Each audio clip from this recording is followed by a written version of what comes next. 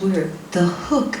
We need that hook of mindfulness to bring our mind back to reality. Whether we're doing things in our life, whether we're developing shamatha, whether we're developing insight and wisdom. We need that mindfulness. But ignorance, no mindfulness, okay? It's not tamed by the hook of mindfulness. And it's not tamed by vigilance. Here, vigilance is a translation for samprajana, yeah, which sometimes is translated as clear knowing, clear comprehension, introspective awareness. It has many different translations into English, the term samprajana. So that's vigilance here.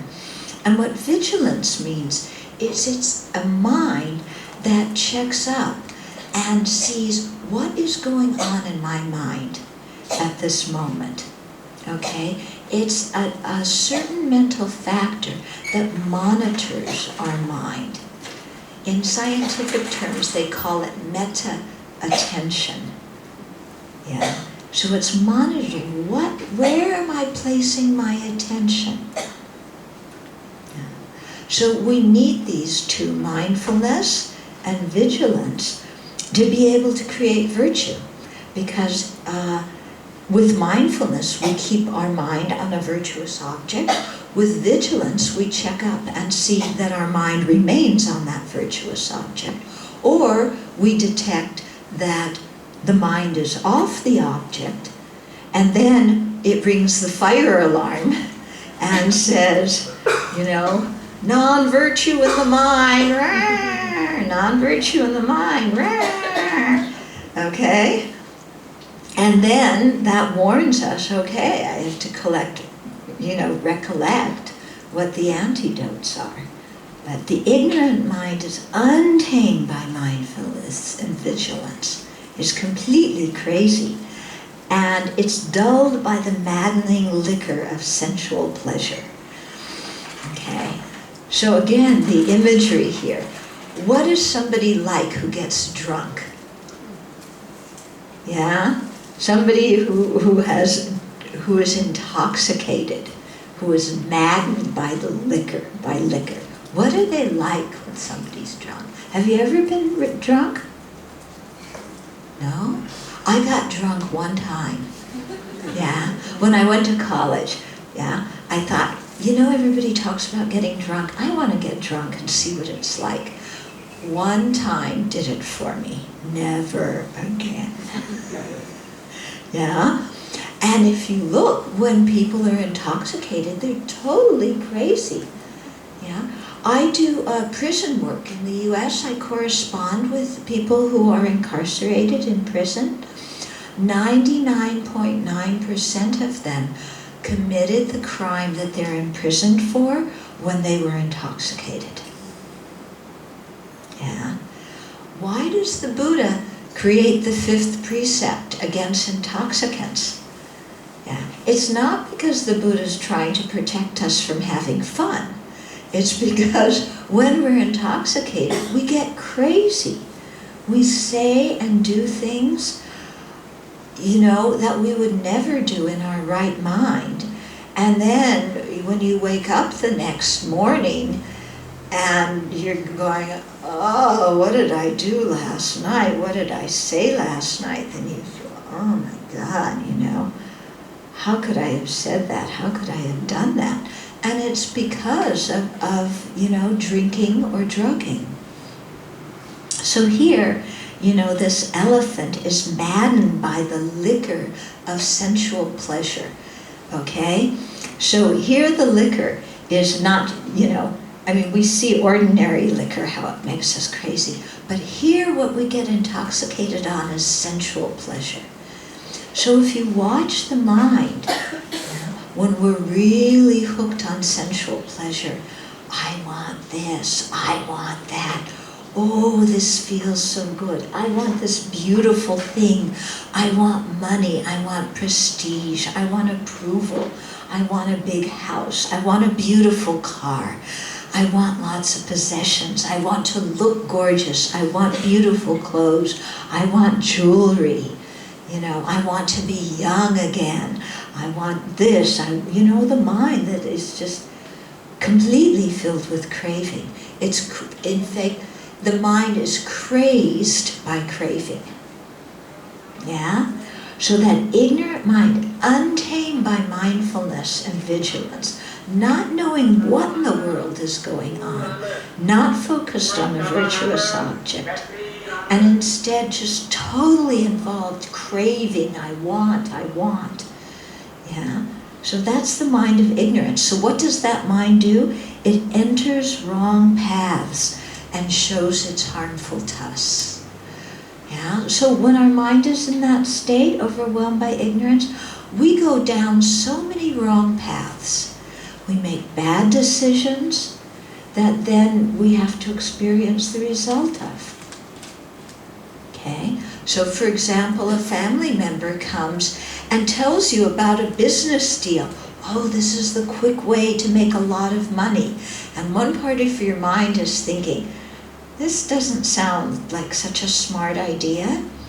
But your mind is so filled with craving, but it's a quick way to make a lot of money. I want more money.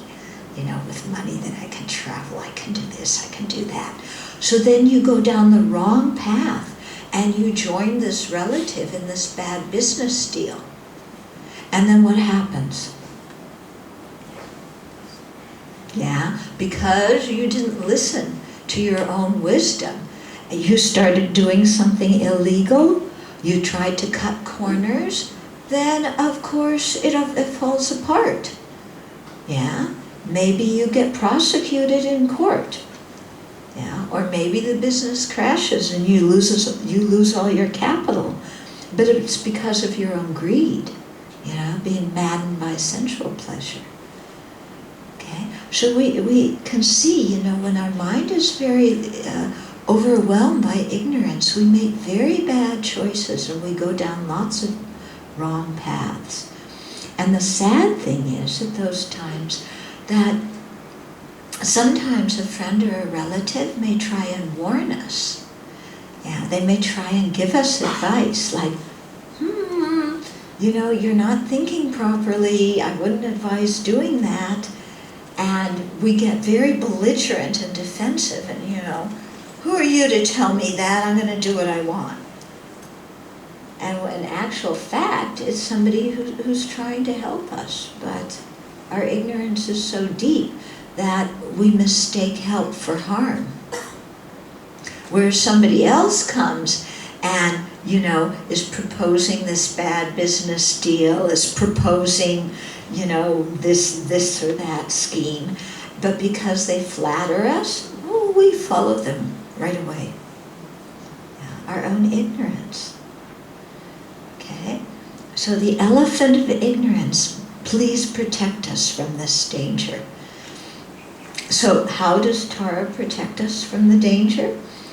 Okay, we have this verse is telling us, develop our mindfulness, develop our vigilance, our clear knowing, our samprajana. Yeah. Slow down and think well so we can discriminate virtue from non-virtue. Learn about karma, follow the law of karma. Don't be so crazed by craving and let greed, run our lives. Slow down, make good decisions. Okay? So we receive teachings. The Buddha gives us those teachings to do that. So we have to remember that. And the thing is, in all these verses, we have to practice the antidotes, at times when these very strong afflicted mental states are not so active in our mind. Yeah. So we have to, generate our mindfulness and our vigilance in our daily practice. Not just wait until ignorance is very strong. Because when ignorance is very strong, it's very hard to be mindful and vigilant. Yeah, we have to develop those abilities when our ignorance is not so strong, so that when the ignorance arises, we have already trained in the antidotes. Okay? So it's like practicing.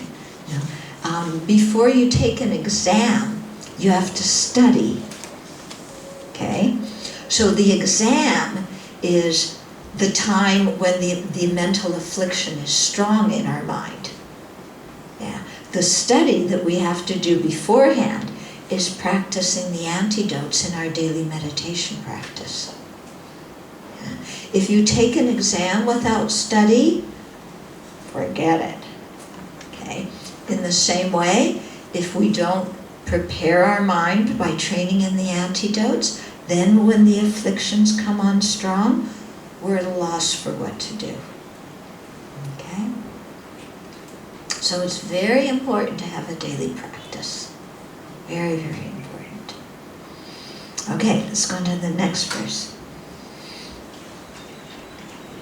Driven by the wind of inappropriate attention, billowing forth swirling smoke clouds of misconduct, it has the power to burn down forests of goodness, the fire of anger.